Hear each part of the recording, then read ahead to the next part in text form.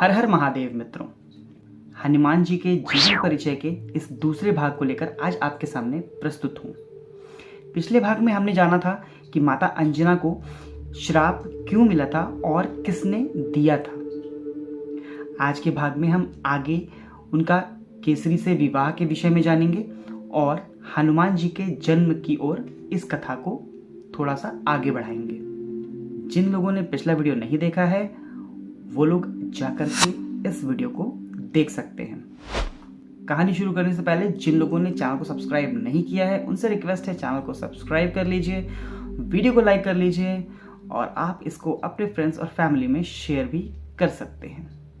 तो चलिए शुरू करते हैं। जैसा कि देवगुरु बृहस्पति ने पुंचिकस्थला को श्राप दिया था कि पुंचिकस्थला का जन्म वानर योनि में धरती पर होगा और तब उसकी सभी कामेच्छाओं की पूर्ति उसी वानर रूप में होगी और जब उसे पुत्र की प्राप्ति होगी तब वह श्राप मुक्त हो जाएगी।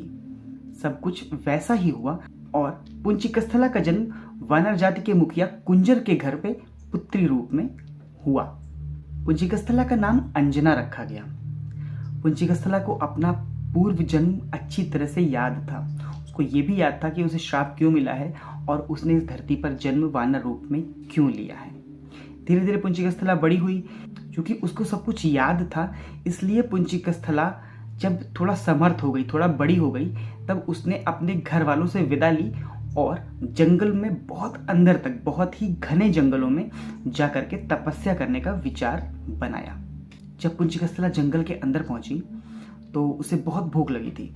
जब उसने एक फल तोड़ने की कोशिश करी तब एक आकाशवाणी हुई, पुंचिकस्थला तुम्हें स्नान और पूजा करने से पहले कुछ भी नहीं खाना चाहिए।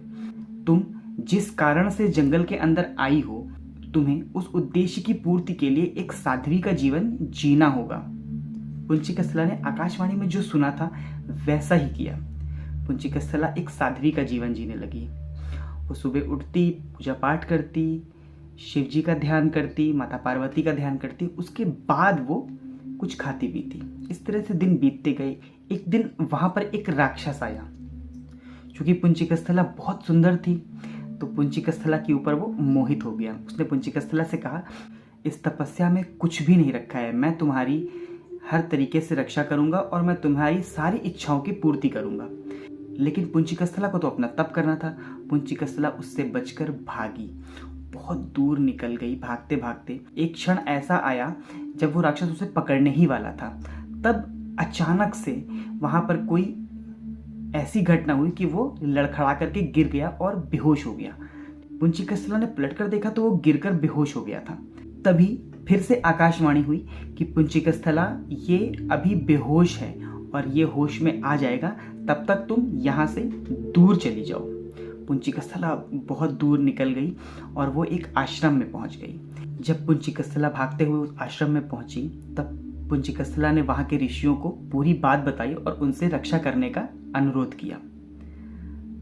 तब उन ऋषियों ने बताया कि ये शमसादन नाम का जो राक्षस है इसका पूरे वन पर राज्य है और ये बहुत ही ज्यादा निर्दयी है और ये हमेशा ऋषियों को परेशान करता है, उनके यज्ञ को ध्वस्त कर देता है और उन्हें किसी भी प्रकार का तप करने नहीं देता। फिर उन्होंने पुंचिकस्थला को बताया कि एक केसरी नाम का वानर है जो कि बहुत बलशाली है, वही इस राक्षस का अंत कर सकता है। तब पुंचिकस्थला ने महादेव से विनती करी कि केसरी नाम के उस वानर को आश्रम में भेज दें उन लोगों की रक्षा करने के लिए। अंजना की विनती स्वीकार हुई और किसी तरीके से केसरी वहां पर आ गए। जब केसरी वहां पहुंचे तो केसरी को सारा माजरा पता चला और केसरी एक वृक्ष पर छिपकर बैठ गए। और जब वो दानव वहां पहुंचा तो उसने देखा कि पुंचिकस्थला छुप रही थी। तब उसने पुंचिकस्थला का हाथ पकड़कर अपनी तरफ घसीट लिया और कहा कि ये आश्रमवासी, ये ऋषि तुम्हारी सहायता नहीं कर सकते, ये तुम्हारी रक्षा नहीं कर सकते। तुम्हारी रक्षा अब मैं करूंगा और तुम्हें मेरे साथ ही चलना पड़ेगा। तब तक केसरी जो वृक्ष की आड़ में छिपे हुए थे वो बाहर आ गए और उन्होंने उस दानव से कहा कि इस कन्या का हाथ छोड़ दो, अन्यथा मैं तुम्हें यहीं पर मार दूंगा। इसके बाद एज यूजुअल केसरी की और उस राक्षस की लड़ाई शुरू हो गई, लेकिन केसरी उसको मार नहीं पा रहे थे क्योंकि उसको वरदान था कि वो अपने ही रक्त से मर सकता है।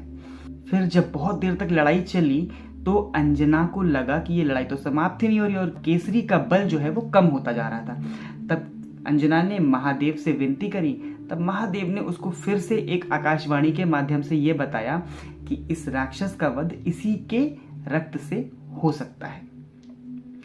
फिर अंजना को वहां पर एक तीर पड़ा मिला और उस तीर पर उसने उस राक्षस का रक्त जो जमीन पर गिरा हुआ था उस तीर पर लगा दिया और वो तीर धीरे से केसरी को दिया और केसरी को बताया कि ये इस तीर से ही मर सकता है।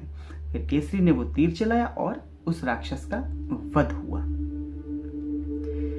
जब वो राक्षस मर गया तब उस आश्रम में ऋषिगण बहुत ज्यादा खुश हुए और उन्होंने केसरी का बहुत ज्यादा धन्यवाद किया। तब केसरी ने उन आश्रम वासियों को बताया कि इस राक्षस का वध अंजना के कारण ही हो सका है क्योंकि अंजना ने बताया था कि ये अपने ही रक्त से मर सकता है। फिर ऋषियों ने अंजना से कहा कि बेटी, तुम्हारे भले के लिए अगर हम तुमसे कुछ कहें तो क्या तुम उसे स्वीकार करोगी? तब अंजना ने ऋषियों से कहा कि आप लोग जो भी कहेंगे मैं उसे जरूर मानूंगी। तब ऋषियों ने अंजना से कहा कि तुम केसरी से विवाह कर लो क्योंकि केसरी तुम्हारे लिए सर्वोत्तम वर हैं। तब उसी आश्रम में ऋषियों ने माता अंजना और केसरी का विवाह कराया।